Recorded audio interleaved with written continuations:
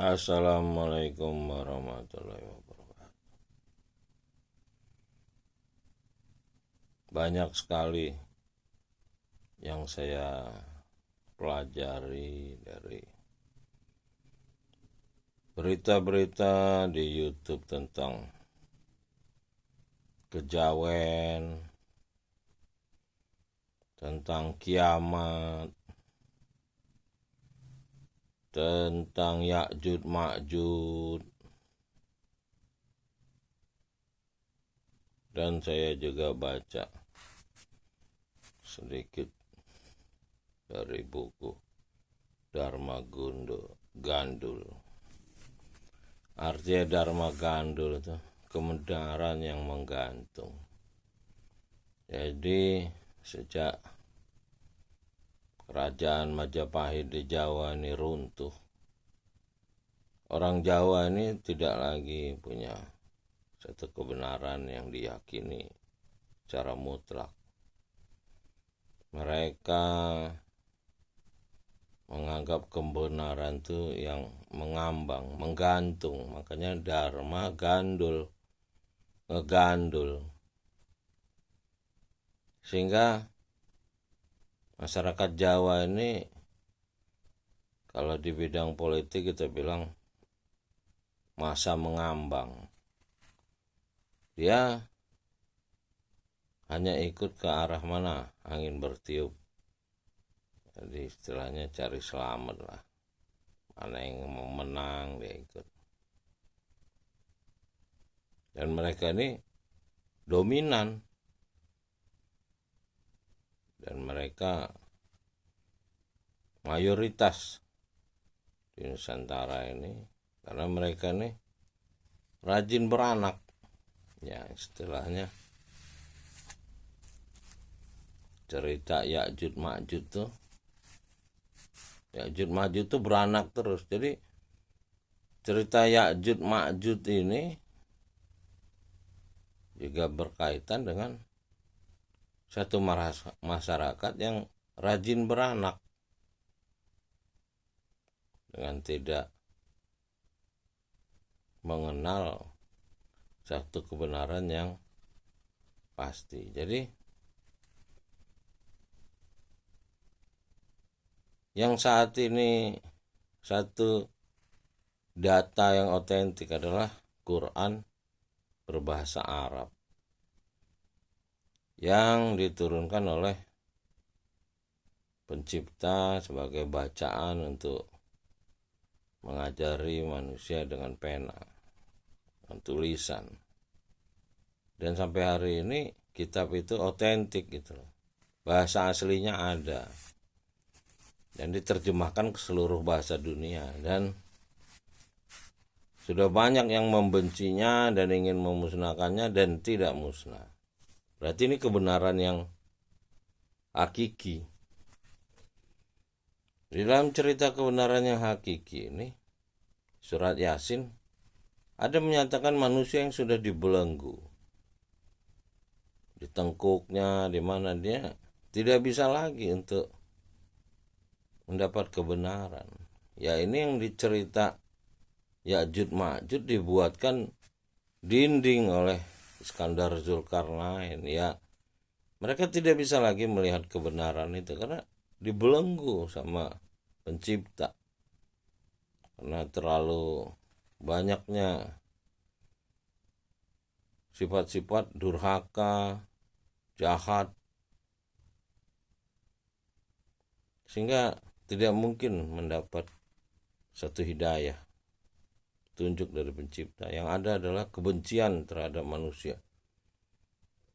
Dan di Jawa ini pembunuhan itu bukan satu dua, ratusan jutaan terjadi seperti gerakan 30 September dan sejak dahulu itu. Anggaran Diponegoro dihianati oleh orang yang dia angkat sendiri untuk menggantikannya sebagai raja begitu. Malah kerjasama dengan Belanda. Jadi cerita Ya'jud Ma'jud ini ya bukan cerita entah berantah ya, cerita hari-hari sebetulnya adalah cerita hari-hari manusia-manusia yang sudah tertutup kesadarannya gitu. Jadi yang dibilang dinding dibuat oleh Iskandar Zulkarnain dari jenis logam itu sebetulnya hari ini mereka ini tertutup oleh dinding itu ya. Mereka lah yang hidup dalam mobil-mobil mewah yang terbuat dari baja, dan mereka untuk di dalam mobil itu tidak peduli orang-orang yang di luar itu adalah manusia-manusia, sehingga orang mati oleh kecelakaan mobil luar biasa.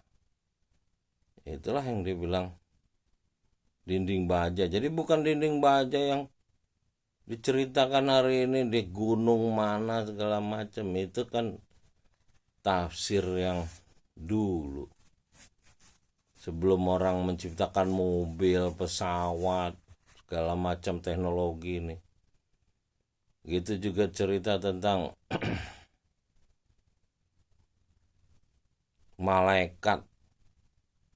Ya malaikat jin ini frekuensi yang dulu mungkin nggak dikenali orang sebagai frekuensi. Ya dengan kita teknologi sekarang ya itu adalah frekuensi. Ada yang frekuensi negatif bersifat merusak, ada frekuensi lembut yang bisa,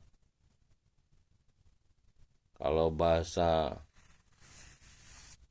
Abdul Salam itu benar peraih Nobel yang menemukan gelombang arus lemah itu adalah yang bisa menaklukkan radiasi nuklir. Nuklir ini gelombang jahat yang merusak, memusnahkan. Karena gelombang arus lemah yang bisa menaklukkannya adalah gelombang arus lemah. Tapi pembentukan gelombang ini dengan pemanasan yang mencapai 4 juta derajat secara teknologi. Ya, itulah sebetulnya gelombang iman. Jadi hari ini banyak sekali cerita-cerita yang dikaitkan dengan sumber-sumber yang menurut mereka dari hadis dan lain-lain, yang jumlah hadis tuh jauh lebih banyak dari jumlah ayat di Quran, mencapai jutaan dengan berbagai macam versinya yang dianggap sebagai sumber-sumber yang hebat, lebih hebat dari Quran. Dianggap Quran tuh tidak lengkap, padahal sudah sangat lengkap. Justru dengan Quran inilah ditemukan teknologi-teknologi yang baru lewat matematika, yang ditemukan aljabar, hal-hal matematika yang benar-benar alim. Itulah torekoh sains. Jadi bukan cerita-cerita yang dikembangkan dengan cerita-cerita lain yang menjadi semacam dongeng masa lalu yang dibilang bersumber dari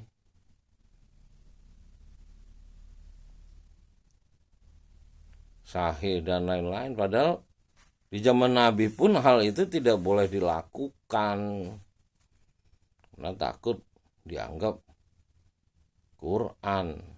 Nabi marah. Sekarang malah berkembang menjadi satu fenomena yang membuat otak manusia ini jadi tidak berfungsi gitu.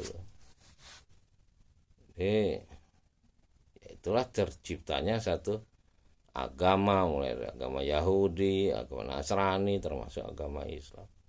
Jadi sebetulnya yang ada itu petunjuk dari pencipta berupa bacaan yang akan mengaktifkan ruh. Ruh inilah yang nanti akan belajar kepada pencipta, beri hidayah, diberi ilham, sehingga akan melakukan perbaikan di muka bumi. Nah, yang tidak menggunakan bacaan dari pencipta ini, maka dia akan menjadi perusak, kebalikan daripada mereka yang membaca. Nah, mereka yang tidak membaca inilah yang terbelenggu. Kenapa nggak mau baca? Ya di mana-mana orang nggak mau belajar, nggak mau baca, ya bodoh. Nggak ada statementnya orang yang nggak mau membaca belajar itu menjadi pintar.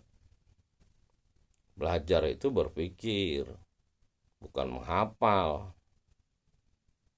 Burung beo juga hafal. Nah, hari ini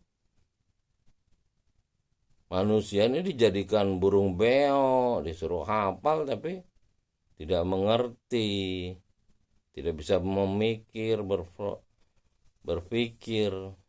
Ya burung beo nggak bisa berpikir, nggak bisa menciptakan pesawat, menciptakan mobil, membangun gedung. Ya demikianlah kurang lebih sharing malam ini yang mungkin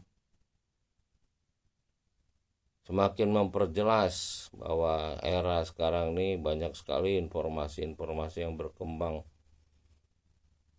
sebagai cerita masa lalu yang dikemas dalam kemasan modern, teknologi YouTube dan lain-lain. Tapi sebetulnya itu adalah cerita-cerita masa lalu yang ya seperti cerita vampir dan lain-lain itulah yang harusnya hari ini tidak ada. Tapi ya memang itulah tempat kita berjuang.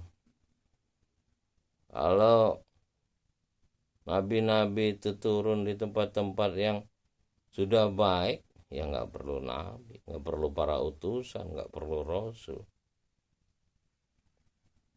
gitu. Dan orang-orang yang ikhlas itu tidak butuh segala macam embel-embel, tokoh agama, segala macam judul belajar kitab yang udah bertimbun-timbun. Ya cukup bacaan yang diterima Nabi, ya Quran. Ini mereka menganggap Quran ini ya cuman hiasan iman, statement iman, bukannya digali dengan membacanya. Makanya 1 abad pertama saja Quran itu menjadi kekuatan. Setelah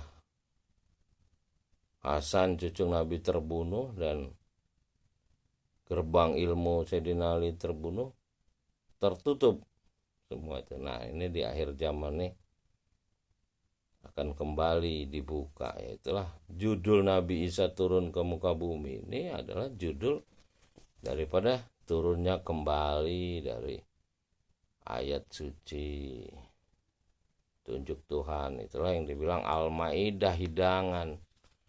Nabi Isa itu menerima hidangan. Hidangan itu berupa petunjuk dari pencipta untuk menghadapi akhir zaman ini.